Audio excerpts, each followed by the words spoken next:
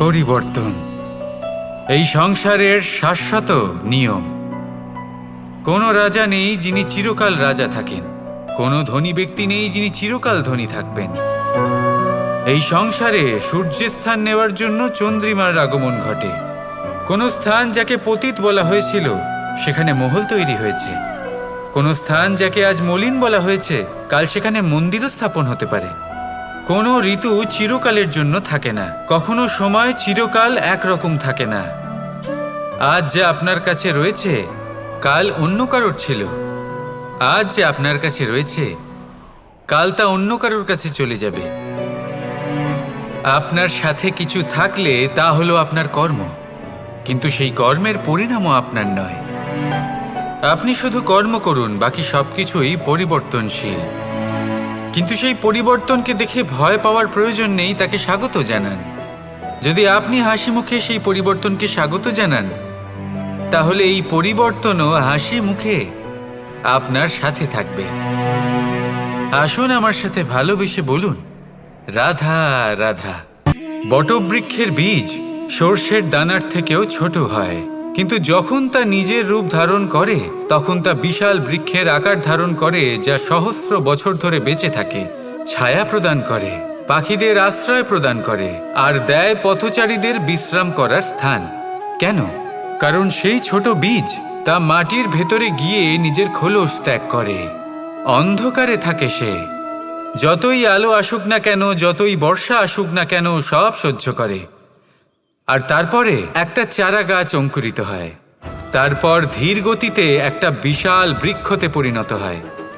দেখুন, জীবনে কঠিন সময় আসে, এই জন্য নয় যে আপনি হার মেনে নেবেন, এই জন্য আসে যাতে আপনি ভবিষ্যৎ নির্মাণের জন্য নিজেকে তৈরি করতে পারেন। যদি কঠিন সময়ে আপনি ওই বীজের মতো দৃঢ় হয়ে থাকতে পারেন, তাহলে আপনিও একদিন সেই বিশাল বৃক্ষের মতো নিজের অস্তিত্ব গড়ে তুলতে পারবেন, যা সহস্র বছর পর্যন্ত মনে রাখা হবে। আসুন আমার সাথে ভালোবেসে বলুন, রাধা রাধা। সঞ্চয়। মানুষের যখন থেকে বোধবুদ্ধি হয় সঞ্চয় করতে আরম্ভ করে দেন। সঞ্চয় করতে থাকেন ভোজনের, সঞ্চয় অর্থের, সঞ্চয় শক্তির।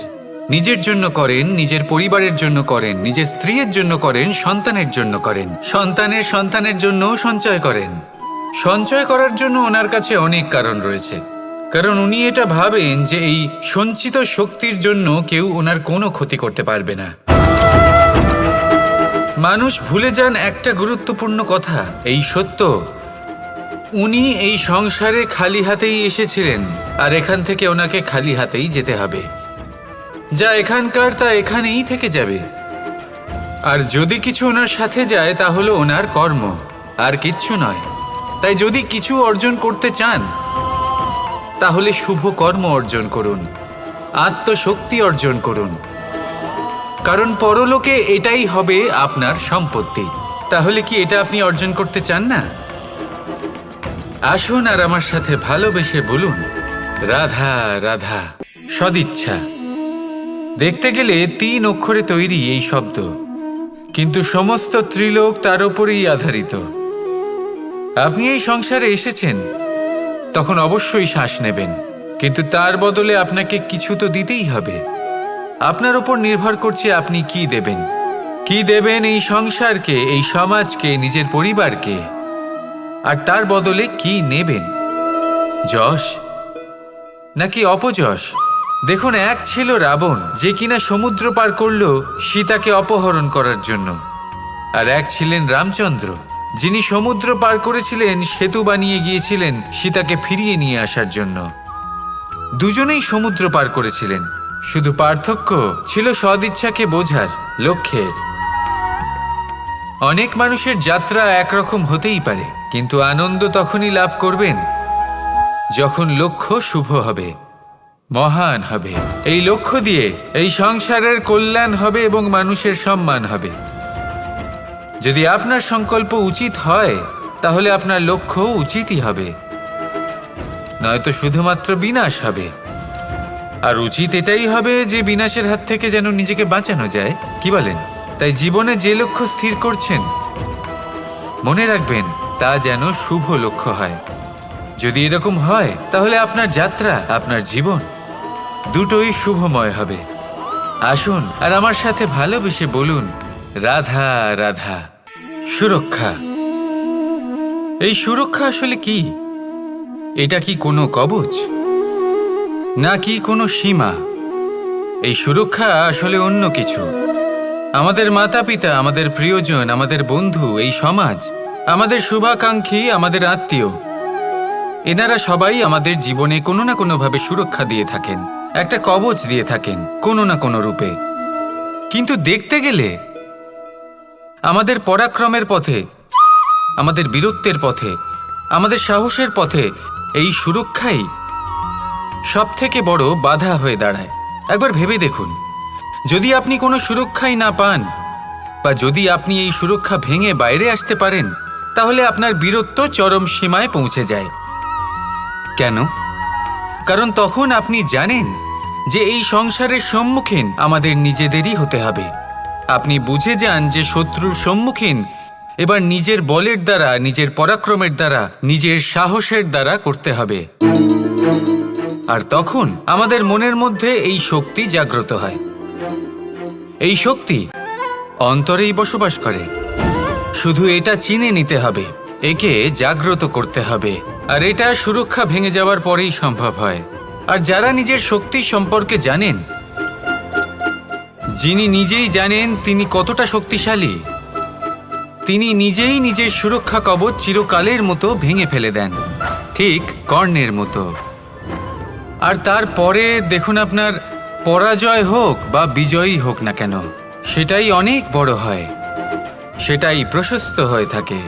সেই জন্য ত্যাগ করুন নিজের ভয়কে, নিজের আশেপাশের এই সুরক্ষা চক্রকে ভেঙে ফেলুন। আর সম্মুখীন হন এই সংসারের নিজের শত্রু সম্মুখীন হন। পরাক্রমের এই অঙ্কুর, তা অঙ্কুরিত হওয়ার জন্য বীজের উপরের এই কবচ, এটা ভেঙে যাওয়া অতি আবশ্যক। আসুন আমার সাথে ভালোবেসে বলুন, রাধা রাধা। কর্ম এবং ফল। দেখতে গেলে এই সমস্ত ব্রহ্মাণ্ড এই দুইয়ের মাঝেই স্থির হয়ে আছে। মানুষজন কর্ম করেন ভালো ফল লাভের আশায়, আর ভালো ফল লাভের আশায় উনি এটাই ভুলে যান যে উনি যে কর্ম করছেন তা কি করছেন। আমি বলেছিলাম কর্ম করুন ফলের চিন্তা না করে, কিন্তু কি কর্ম করছেন সেই বিষয়ে ভাবাটাও অত্যন্ত আবশ্যক। নয়তো অনেক সময় আমরা এমন কর্ম করে ফেলি যা না চাইতেও বিষে পরিণত হয়, যা হয়েছে দুঃশাসনের সাথে, দুর্যোধনের সাথে, গুরু দ্রোণের সাথে। একজনের মানসিকতা উচিত ছিল না, একজনের বিবেক উচিত ছিল না, আরেকজন যে পক্ষ নির্বাচন করেছিলেন সেই পক্ষ উচিত ছিল না। আর যা কিছু ওনাদের সাথে হলো, আপনার, আমার, আমাদের সকলের সাথে তা হতে পারে। আমি বলেছিলাম কর্ম করুন, ফলের চিন্তা করবেন না, কিন্তু এই কর্মের বিষয়ে বিচার করে দেখাটাও ততটাই আবশ্যক। দেখুন, কর্ম করার উচিত প্রক্রিয়া ফলের চিন্তা না করা, কিন্তু যদি আপনার কর্ম শুভ হয় তাহলে তার ফলও নিয়তি আপনাকেই দেবে। সর্বদা কর্ম করার সময় এটা ভাবুন যে আপনার এই কর্ম এই সংসারকে, এই সমাজকে, আপনার পরিবারকে, আপনার আশেপাশের মানুষজনকে কোন দিশায় নিয়ে যাবে। যদি এটা সবার জন্য মঙ্গলময় হয় তাহলে কর্ম করতে থাকুন। আর হ্যাঁ, নিশ্চিত রূপে ফলের চিন্তা করবেন না। আসুন আমার সাথে ভালোবেসে বলুন, রাধা রাধা। যখন আমরা হাঁটতে থাকি আর আমাদের পায়ে কাঁটা বিঁধে যায়, তখন মুখ দিয়ে আহ বেরিয়ে আসে, কান্না চলে আসে, আর অনেক সময় অভিশাপও বেরিয়ে আসে।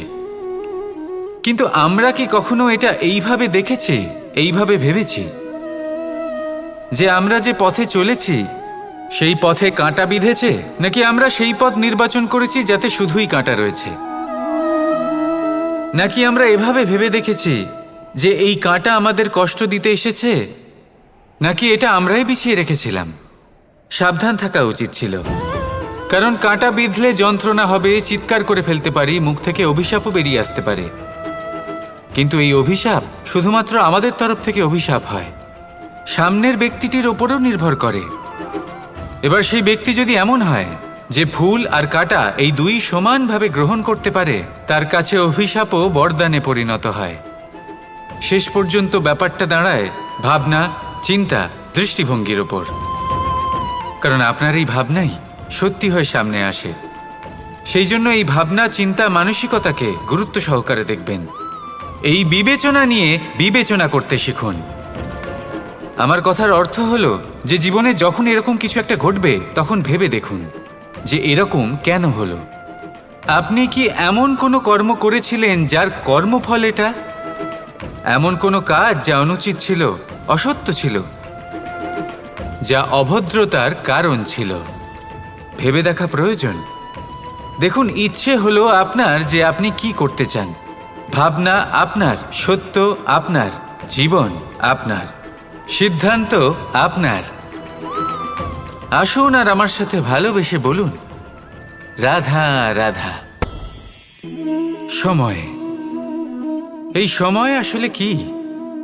এই সময় একটা সরল রেখা তো কখনোই নয়। সময় হলো একটা চক্র, যেখানে এর আদি সেখানেই হলো এর অন্ত, আর যেখানে তা শেষ হয় সেখান থেকেই তার শুরু হয়। এই সময় একটা অত্যন্ত বিচিত্র চিন্তা, বিচিত্র ভাবনা, এ একটা বিচিত্র বস্তু যা কেউ বুঝতে পারেন না। এই সময়ের লীলা, এর কোনো প্রমাণ নেই, কোনো জ্ঞান নেই, কোনো পরিমাপ নেই। শুধু এটুকু আমরা জানতে পারি, যেখানে শেষ হবে সেখান থেকে একটা নতুন সূচনাও হবে। যা আজ আপনার কাছে আছে কাল অন্য কারোর কাছে যাবে, তারপরে তার কাছ থেকেও অন্য কারোর কাছে যাবে, তারপরে তার থেকেও ছিনিয়ে নেওয়া হবে। এই নিয়তির একজনের কাছ থেকে অন্যজনের কাছে আদান প্রদানের এই সময় হলো আপনার সময়। এই সময়ের সদ্ব্যবহার করুন, এই সময়কে বাঁচুন। আপনাকে শুধু এটাই সুনিশ্চিত করতে হবে যে আপনি কোন পক্ষে আছেন। আর সত্যি বলতে কি, আপনার জীবনের পরিণাম নির্ভর করে আপনার নির্বাচনের ওপর। আপনি কোন পক্ষ নির্বাচন করছেন। তাহলে মনে রাখবেন, জীবনে সেই পক্ষই নির্বাচন করবেন যা চয়ন করার পরে আপনি সুখ অনুভব করবেন, আপনি সন্তোষ লাভ করবেন, প্রসন্নতা লাভ করবেন। আর আমি এটাই সুনিশ্চিত করব যে এই পক্ষ যেন শান্তির পক্ষ হয়, এই পক্ষই যেন প্রেমের পক্ষ হয়। তাহলে চিন্তা করবেন না, আর আসুন আমার সাথে ভালোবেসে বলুন, রাধা রাধা। দৃষ্টি আর দৃষ্টিভঙ্গি, এই সমগ্র লীলা হলো এই দুইয়ের। বিচিত্র হতে পারে, কিন্তু এটাই সত্যি। এবার আপনাকে একটা উদাহরণ দিয়ে বোঝাই। অনেক সময় আপনি কোনো ব্যক্তিকে এটা বলতে শুনবেন যে আমি আমার নিজের উপরে গর্ব করি, আমি নিজেকে নিয়ে গর্ব করি, আমি খুব ভালোভাবে আমার মা বাবার সেবা করি, ওনাদের আমি সবসময় সুখী রাখি, ওনাদের আমি একটা বাড়ি দিয়েছি, সকল সুখ সুবিধা দিয়েছি, ওনাদের জীবনে প্রত্যেক জিনিস দিয়েছি আর দেব যা তাদের প্রয়োজন। এবার আমাকে বলুন যে আপনি কে হন। আপনি হলেন সেই বীজ যা আপনার মাতা পিতা রোপণ করেছেন। আপনার মা বাবাই আপনাকে এই সংসারে জন্ম দিয়েছেন। এবার এই সব কথার কি তাৎপর্য? এই হলো সেই ব্যক্তির দৃষ্টিভঙ্গি। এবার দেখা যাক এই প্রকৃতি আমাদের কি শেখায়। কখনো কোনো গাছকে দেখবেন, যখন সেই গাছে ফল আসে, সে মালিকে এটা বলে না যে দেখো আমি তোমাকে ফল খেতে দিচ্ছি।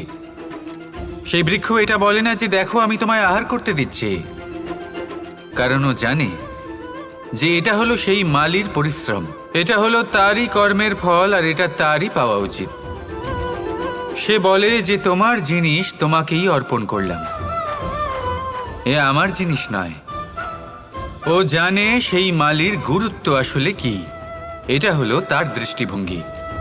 সেই জন্য আপনি জীবনে কোন ব্যক্তির মধ্যে, কোন পশু পাখির মধ্যে, কোন প্রাণীর মধ্যে, কোন পরিস্থিতিতে, কোন আবেগের মুহূর্তে কি দেখতে পাচ্ছেন, সেটা আপনার দৃষ্টিভঙ্গির উপরে নির্ভর করছে। তাই নিজের মনে ধন্যাত্মক ভাব জাগ্রত করুন, শুভ চিন্তা নিয়ে আসুন। এই ভাবনাই সত্য হয়ে সামনে আসবে। এই দৃষ্টিভঙ্গি এমন হয়ে যাবে যে আপনার জীবনে সবকিছুই শুভ হবে। তাহলে আসুন আর আমার সাথে ভালোবেসে বলুন, রাধা রাধা। প্রতিশোধ অথবা কাউকে দুঃখ দেওয়ার ভাবনা, যদি এটা আপনার মনে থাকে তাহলে আপনি নিজের মনেই যন্ত্রণার একটা বিশাল বৃক্ষ রোপণ করছেন, এটা মনে রাখবেন।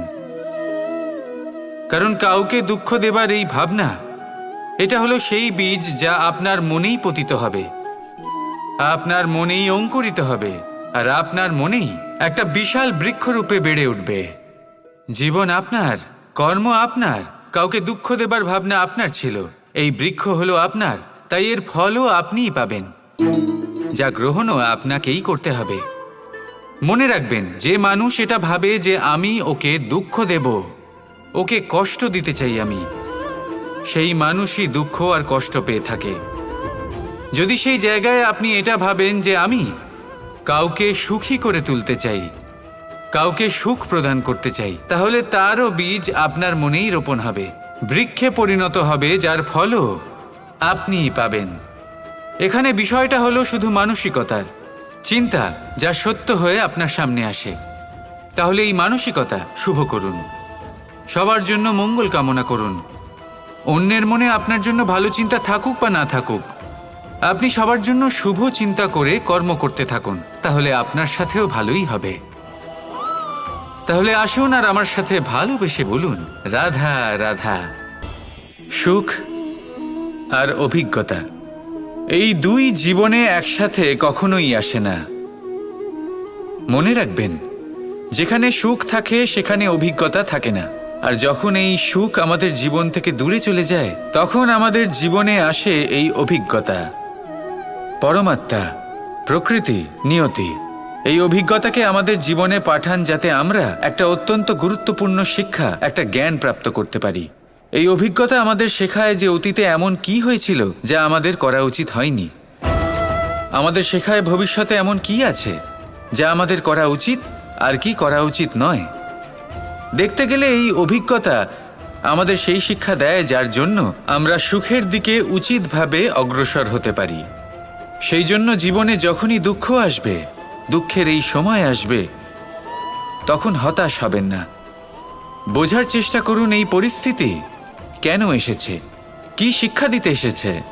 যদি আপনি সেই জ্ঞান লাভ করেন, সুখের পথে অগ্রসর হন, তাও উচিত রূপে, তাহলে এই অভিজ্ঞতার উদ্দেশ্য পূরণ হয়ে যায়। তাহলে আসুন আর আমার সাথে ভালোবেসে বলুন, রাধা রাধা। জীবনে শিখরে পৌঁছানোর জন্য মানুষের কি প্রয়োজন হয়ে থাকে? সিঁড়ির। কিন্তু তাও প্রত্যেক মানুষ, প্রত্যেক ব্যক্তি শিখরে পৌঁছতে পারেন না। এর কারণ কি?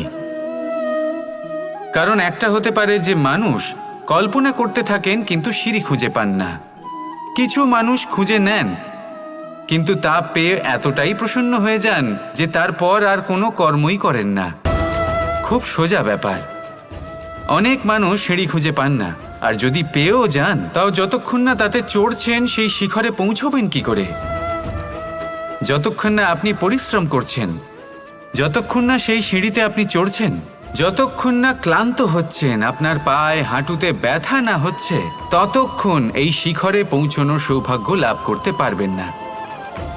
তাহলে কল্পনার সাথে কর্ম করুন, পরিকল্পনার সাথে পরিশ্রম করুন, সব কিছু পাবেন। আসুন আমার সাথে ভালোবেসে বলুন, রাধা রাধা।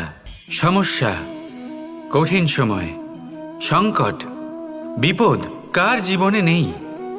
প্রত্যেকের জীবনে আছে।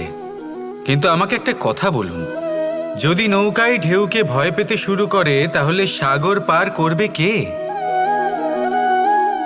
কখনো কোনো ছোট্ট পিঁপড়েকে দেখেছেন যে আকারে হয়তো ছোট হতে পারে কিন্তু বড় শিক্ষা দিয়ে যায়? কিন্তু আমরা শিখিই না। এবার দেখুন একটা পিঁপড়েকে যে ভোজনের খোঁজে বাইরে বের হয়, একটা ছোট্ট দানা তুলে নেয়।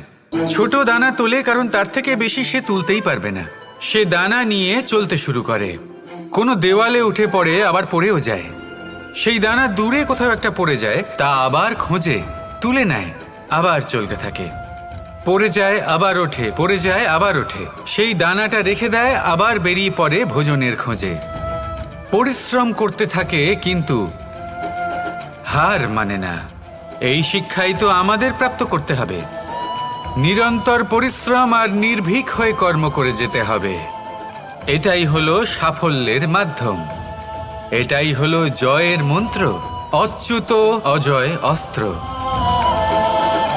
তাহলে আসুন আর আমার সাথে ভালোবেসে বলুন, রাধা রাধা। আমরা সকলে চাই আমাদের জীবনে সাফল্য আসুক। আমরা চাই যে এই সংসারে আমাদের খ্যাতি ছড়িয়ে পড়ুক। আমরা চাই যেন আমরা আলোচিত হই। কিন্তু শুধু চাইলেই কি যায় আসে? যদি এই সংসারে আলোচিত হতে হয় তাহলে পরিচিত হতে হবে পরিশ্রমের দ্বারা। যতক্ষণ না আপনারা পরিশ্রমের সাথে পরিচিত হবেন, সাফল্যের সাথে পরিচিত হবেন না। সংঘর্ষ করতে হবে প্রতিদিন, প্রতি বছর। জীবনের সব পরিস্থিতিতেই হয়তো নতুন নতুন বাধা আসবে, নতুন নতুন বিঘ্ন ঘটবে। কিন্তু এটা আবশ্যক নয় যে সমস্ত বিঘ্ন বিনাশের জন্য আসবে। কিছু বিঘ্ন আপনার পথ প্রশস্ত করার জন্য আসবে, আপনার পথ পরিষ্কার করার জন্য আসবে। যদি আপনাকে উদাহরণ দিই, যখন বন্যা আসে, বাড়ি ঘর ভেসে যায়, তখন আমরা হতাশ হয়ে পড়ি, আমরা দুঃখী হয়ে পড়ি। কিন্তু সেই বন্যাই আমাদের সেই ধরিত্রীকে এত উর্বর করে তোলে যে সেই উর্বর অংশ কাজে লাগিয়ে আমরা সেরকম আরও 10টা বাড়ি বানাতে পারি। তাহলে ধন্যাত্মক থাকুন আর যে কোনো সংঘর্ষের জন্য প্রস্তুত থাকুন। জীবনে অনেক দূর যেতে পারবেন। তাহলে আসুন আমার সাথে ভালোবেসে বলুন, রাধা রাধা। জীবনে কখনো কখনো আমরা সেই পরিস্থিতিতে ফেসে যাই যখন আমাদের মনে হয় যে আমাদের নতুন কিছু একটা করতে হবে, কিন্তু আমরা করতে পারি না। কারণ কোথাও না কোথাও আমরা রীতির দ্বারা আবদ্ধ, আর আমরা সেই রীতি ভাঙতে চাই না। কেবল একটাই প্রশ্ন আসে মনে, আশেপাশের মানুষ কি বলবে, আশেপাশের মানুষ কি ভাববে। আপনাকে একটা প্রশ্ন করি, কারা এই মানুষজন? আপনার জন্মের সময় এই মানুষজন কোথায় ছিলেন? যখন আপনি কোনো সমস্যায় পড়েন তখন এই মানুষজন কোথায় থাকেন? এগিয়ে এসে কি আপনাকে সাহায্য করেন, নাকি সেই সমস্যার সমাধান আপনি নিজেই করেন? এইসব মানুষজনের চিন্তা ত্যাগ করুন যদি আপনি জীবনে বাঁচতে চান। ভেবে দেখুন জীবনে কি কি শুভ আছে আর কি কি শুভ করতে পারেন। যদি তা স্রোতের বিপরীতে হয় তাহলে সংঘর্ষ করুন, কিন্তু এইসব মানুষজনের কথা ভাববেন না। ভেবে দেখুন জীবনে আপনি কি কি শুভ কাজ করতে পারেন। এটা ভাবুন যে আপনি কখনো এমন কোনো কাজ করে ফেলেননি তো যার জন্য কারোর হৃদয় আহত হয়েছে। শুভর দিকে নিজের চিন্তা কেন্দ্রীভূত করুন, আপনার জীবনে সব কিছু শুভই হবে। তাহলে আসুন আমার সাথে ভালোবেসে বলুন, রাধা রাধা। আজকাল আপনি দেখে থাকবেন যে মা বাবা শুধুমাত্র সন্তানকে ভালোবাসেন তা নয়, তাদের মোহেও জড়িয়ে পড়েন। বিদ্যালয়ে যখন পাঠান তখন সমস্ত সুযোগ সুবিধা দিয়েই পাঠান। চেষ্টা করেন যে সবসময় যেন সন্তান তাদের চোখের সামনেই থাকে। কিন্তু ভুলে যান এক অত্যন্ত গুরুত্বপূর্ণ কথা, যে সন্তানকে এক নতুন দৃষ্টিভঙ্গি দেওয়াই হলো ওনাদের কর্তব্য। সেই জন্য পুরাতনকালে শিষ্যদের গুরুকুলে পাঠানো হতো, বাড়ির থেকে দূরে। কারণ বাড়ি ছেড়ে যাওয়া এক সন্তানের জন্য, এক শিষ্যের জন্য অত্যন্ত শুভ লক্ষণ হয়।